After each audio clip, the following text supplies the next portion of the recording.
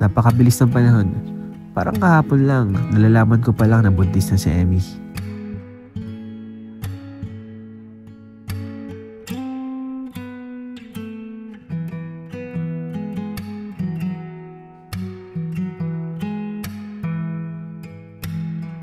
Parang kahapon lang, pinaalam ko na magiging tatay na ako.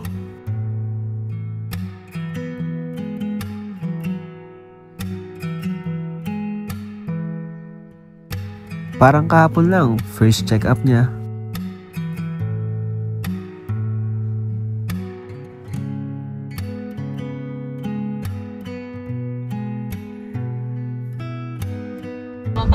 Natakot po kami kasi ang sabi po ay parang titingnan pa kung matutuloy yung pregnancy.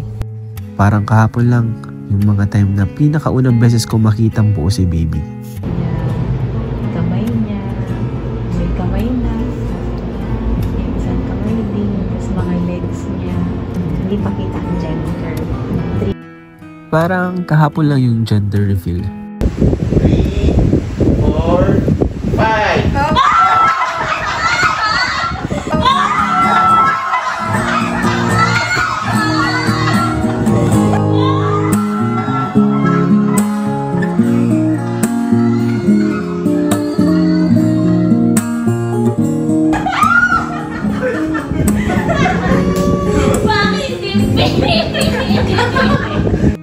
Sa dami nang nangyari, parang lahat kahapon lang. Minsan malungkot, minsan masaya. Pero kahit anong mangyari, kasama namin ng isa't isa. At ngayon nga, ilang linggo na lang ay manganganak na si Emmy. Salamat sa Diyos dahil naging okay yung pregnancy ni Emmy nitong mga nakaraang buwan. At syempre, malusog din si baby. Pero minsan, may mga bagay talaga na dumadating na hindi mo inaasahan.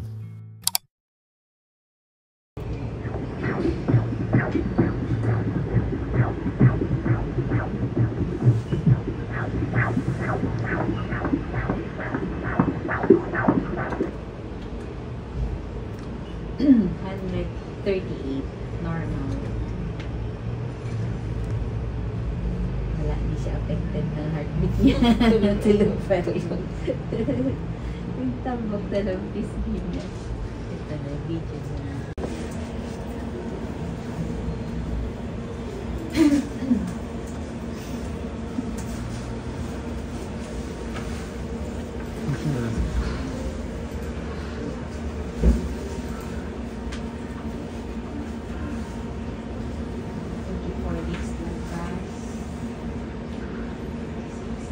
Every 2 weeks na. So, sa July 26 yung next visit mo. 25 weeks, 6 days yung next visit. Tapos another week na. Kabuhanan mo na. Ang bilis. Ayan. Dati lang. Dating vitamins. Yung Enfamama, syempre, siya pa rin. Hold mo muna at mag-umitis baby. Madami ka pa? Ubusin mo na. Tapos, diet na. Para madaling umiri. Pero yung exercise mo na pag malapit-lapit na. Pero pwede ka maglakad-lakad. Tapos may tanong. Minsan. So sa aming check-up po ay mabuti naman po dahil healthy po si baby, okay po yung kanyang heartbeat. So po dito sa aming check-up kay Doc, sa OB-GYN din po ni Emmy, ay tinanong po ni Emmy kung bakit po palagi siya nagpapalpitate at bakit minsan ay hindi siya makahinga na maayos. At doon nga po na-alarm si Doc at sinabi kay Emmy na mag-consult kami sa specialist or sa cardiologist para malaman talaga kung anong kalagayan po ng heart ni Emmy. Magandang araw po mga kalinga, welcome back po sa ating YouTube channel.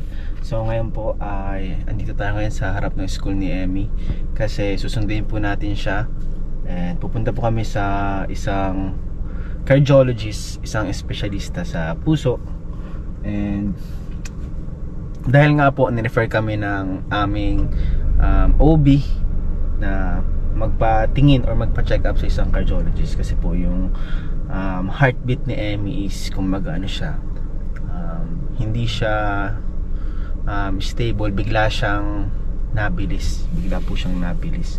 So sana po mga kalingap, itong pagpatingin namin ngayon sa cardiologist is okay naman lahat, and maging normal naman lahat. Wala naman sana pong makita na kung anong bagay or hindi maganda sa check-up ngayon. And pag-pray lang po natin na okay pong lahat. So waiting lang po tayo kala Ma'am Emmy. Diyan po silang school po nila. And ayun po mga kalingap, salamat din po pala sa lahat ng mga prayers and support po sa ating YouTube channel and para sa aking mag-ina kay Emmy at kay Baby. So ayun mga kalingap, malapit na po yung mga anak si Emmy, malapit na po yung kabuhanan niya. And grabe, excited na rin po ako na na makita si Baby. Pero syempre, bago ang lahat, gusto natin siguraduhin muna na safe yung aking mag-ina and si Emmy po at si Baby. So yun guys, tagal ni Ma'am Emmy guys, baka malate kami. Ayan na po si Ma'am Emmy. Nagpaalam lang po siya kay sir na Yes. mapa-check up po. Mga bata pa dun. So guys, punta na po kami. Mapa-check up po kami ulit ngayon. Few moments later. So ayan po mga kalingap, dito po ay ini-ECG na po si Emmy.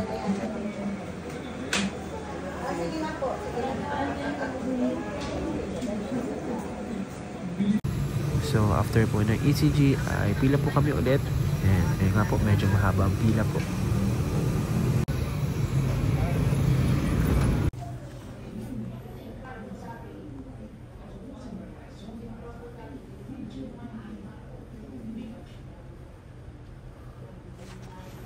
Yung isang leaflet medyo mahaba.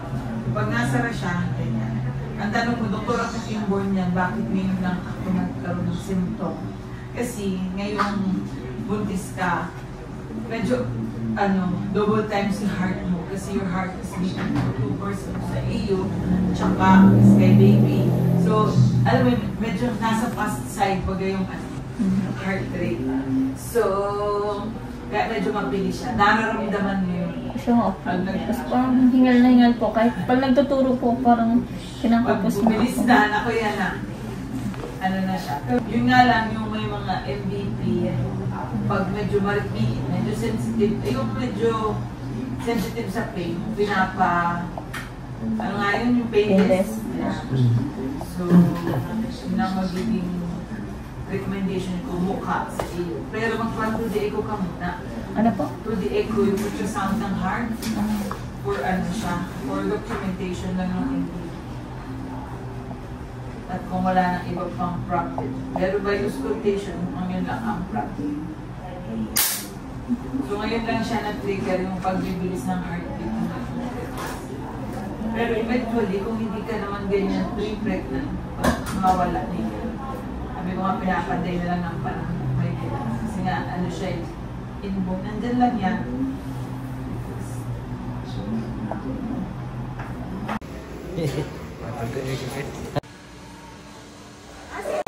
So dito guys, dumiretso na po kami sa To The Echo. So matagal-tagal po pala ang To The Echo mga kalingap. So mga 30 minutes po pala siya. So dito nga po mga kalingap, habang naghihintay ako matapos ang To The Echo ni Emmy ay nagdarasal ako na sana po ay wala nang ibang makita ng problema sa puso ni Emmy. So mga kalingap, ngayon po ay bumalik po kami ulit para kunin ang result po ng To The Echo. And balik po kami ulit kay Doc para mapabasa po sa kanya and malaman po ang result nitong To The Echo.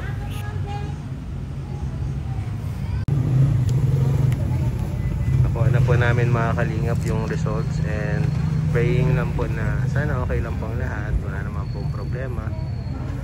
So waiting na po kami sa pila, tawagin. Enjoy everything BP. So anyway, itong diastolic dysfunction, part ng ito ng iyong pregnancy, ma-reverse pa naman ito, pero ay bata pa naman.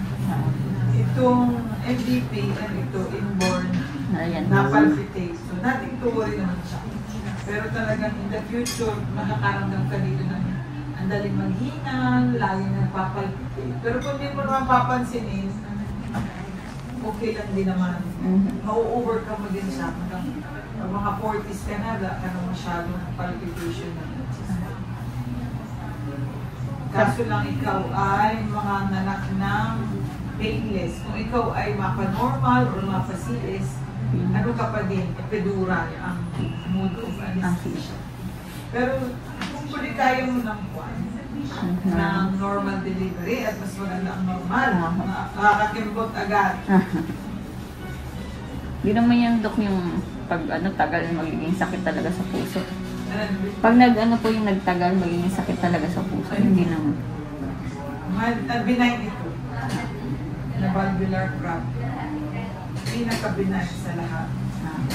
Buti na. Yung iisip mo yung rheumatic heart.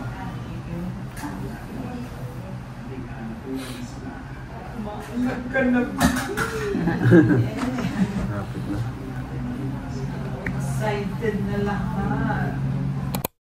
So ayun nga mga kalingap, tapos na po yung check-up. And nalaman na po natin yung heart condition po ni Emmy. So siya daw po ay may MVP or mitral valve prolapse. So yun daw po ay inborn. So yun daw po yung dahilan ng kanyang pagpalpitate. Buti na lang po mga kalingap dahil yun lang po yung nakita sa kanyang ECG at to the echo. So ano lang daw po, ang magiging effect lang daw po nito ay hindi na po pwede si Emmy mag-normal ng hindi naka-painless, ng hindi naka-epidural. So, pwede po siyang mag-normal pero naka-painless.